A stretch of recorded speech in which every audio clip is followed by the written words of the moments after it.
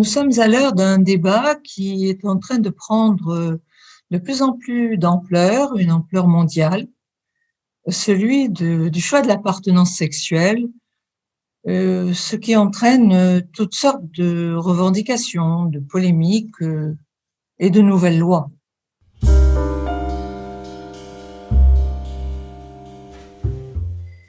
Dès sa naissance, eu égard à son anatomie, un enfant est déclaré de sexe masculin ou de sexe féminin. Mais cette binarité, pour la psychanalyse, n'est pas suffisante pour déterminer ce qu'il en est de la sexualité d'un être parlant. La sexualité, c'est toutes sortes de choses. C'est la façon de s'habiller, de se comporter, de s'identifier aux idéaux de son sexe ou de ceux de l'autre. Mais avec sa découverte de l'inconscient, Freud va aller beaucoup plus loin en élaborant que la sexualité a affaire à des effets de langage, qu'elle est prise dans des mots. Dès le départ, avant même d'ailleurs que le langage n'ait fait son œuvre pour sexualiser le corps d'un enfant, celui-ci est déjà parlé par ceux qui l'ont conçu, c'est-à-dire lié d'une façon ou d'une autre à leurs fantasmes, à leurs symptômes. Et si la psychanalyse relie la sexualité à l'inconscient, il me paraît difficile qu'elle puisse entériner, comme allant de soi, des demandes qui concernent le choix d'un sexe, voire sa transformation en un autre, et notamment pour un enfant. Une demande en cache toujours une autre. Et surtout, quand celle de l'enfant est assortie, accompagnée, mêlée à celle de ses parents. Qu'en est-il donc de la demande d'un enfant? Est-elle le symptôme du couple parental? Ressortit-elle au fantasme de l'un des parents? Bon, il s'agirait pour cela qu'un psychanalyste prenne son temps avant de s'engouffrer dans ce qui est rapporté de cette demande de l'enfant. Celle de vouloir être fille quand il est garçon ou vice-versa. Cela relève-t-il, sinon, de son fantasme en devenir, quand on sait que celui-ci va subir toutes sortes de remaniements avant de se fixer plus tard.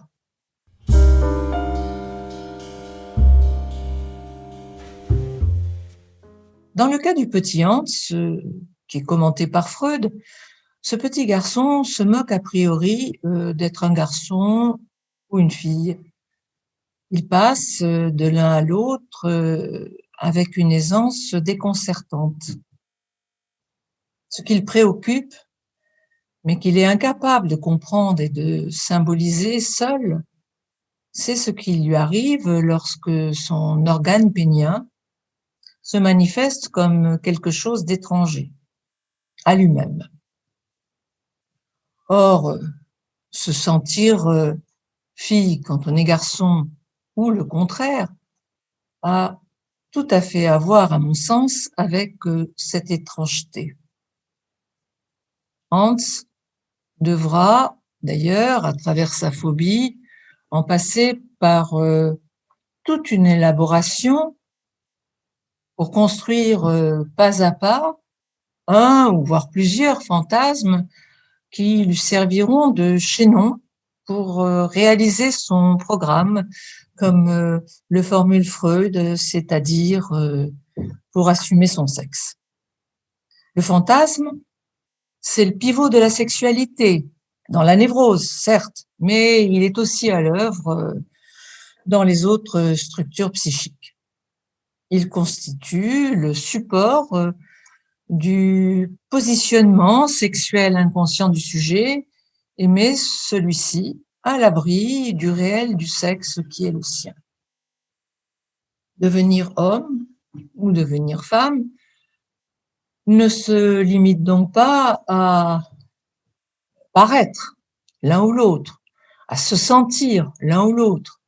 Autrement dit, à correspondre aux manifestations idéales ou typiques du comportement de chacun de ces sexes. Cela ne relève pas non plus de la seule volonté, qui trouve son appui dans la science, en l'occurrence médicale, pour l'obtention d'une solution qui sera, hélas, dans bien des cas, irréversible et qui court-circuitera le sujet et son inconscient. Si le psychanalyste doit prendre en considération ce que son époque livre comme nouveaux symptômes, il doit surtout se garder des sirènes que la science fait entendre comme pouvant rectifier les erreurs de la nature. Car la nature n'a que peu à voir dans ce qui fait la sexuation humaine.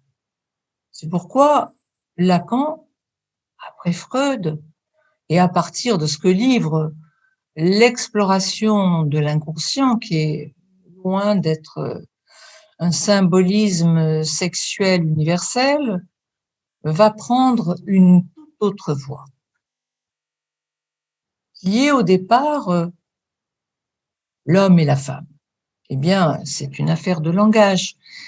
Et c'est ce qui a permis tout un temps de supporter le réel du sexe, qui se définit comme un impossible à dire, et notamment à dire celui de la femme.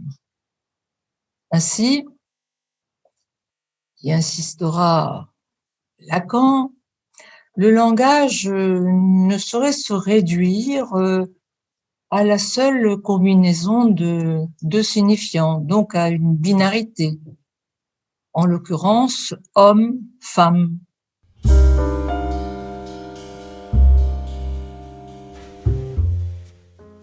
Dès 1972, pour Lacan, le langage, c'est ainsi qu'il l'énonce, a une origine topologique, mathématique, qui arrive à l'être parlant sous le biais de la sexualité.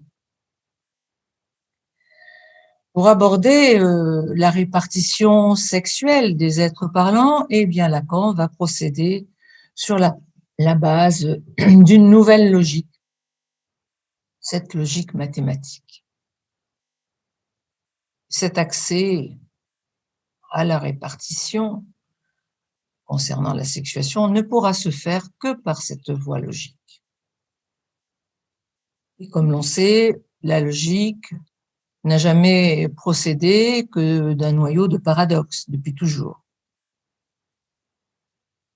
Ceci continuera avec la logique mathématique.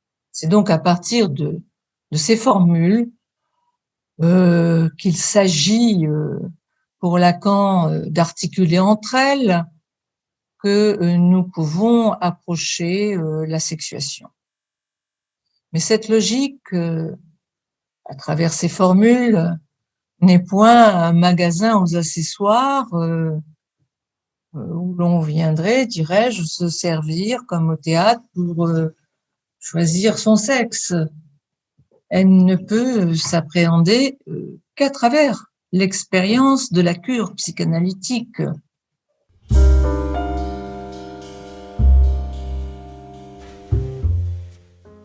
Du fait que nous entrions dans le langage, nous sommes dès le départ traumatisés par le sexe.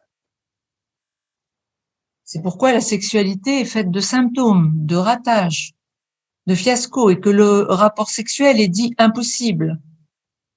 Et si la chance, non pas d'être réalisée, mais d'être simplement espérée, ce ne sera qu'à travers la rencontre chez le partenaire de symptômes, de ces traces-là, laissées par son exil du réel du sexe. Ainsi, la jouissance sexuelle ne relève pas comme telle des organes dits sexuels que la nature nous a donnés, mais d'une fonction, de la fonction du phallus, qui est un signifiant qui symbolise cette jouissance sexuelle. C'est d'être ainsi symbolisée qu'elle peut être en quelque sorte pacifiée ou rendue vivable pour les êtres parlants. L'accès à la jouissance phallique pour tous les hommes est possible parce qu'ils en passent par la castration. Quand celle-ci n'est pas assumée symboliquement, eh bien, cela donne lieu à un insupportable qui se traduit au mieux par des symptômes, mais aussi, pour certains, d'envisager le recours à une castration réelle. On peut donc dire que la castration est bien ce qui concerne tous les hommes et dans ce dernier cas, hélas, cela ne fait que le confirmer, mais de façon radicale.